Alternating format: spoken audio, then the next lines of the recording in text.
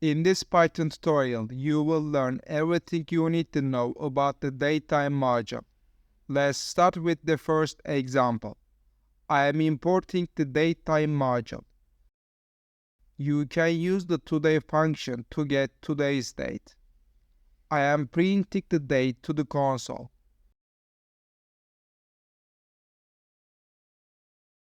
You can create a specific date. I am printing the date to the console.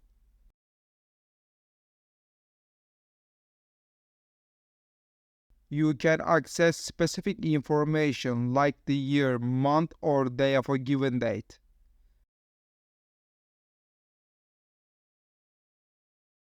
Let's do a different example. I am importing the DateTime module. I am creating a specific time. I will print the time to the console. You can access specific details of the time such as hour, minute, or second. Let's do another example. I am importing the DateTime module. I can get the current date and time using the now function. I am printing the current date and time to the console. You can create a specific date and time value. I am printing the date and time value to the console. You can access specific details of the date and time values.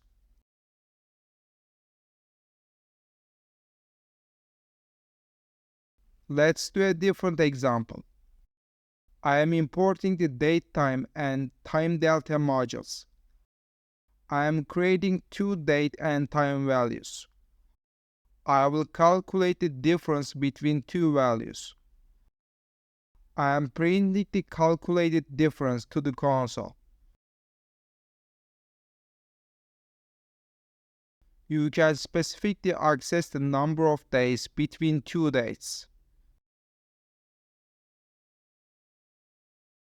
You can also access the number of seconds.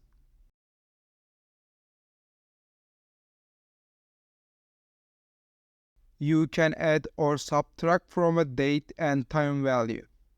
Let's perform an addition operation.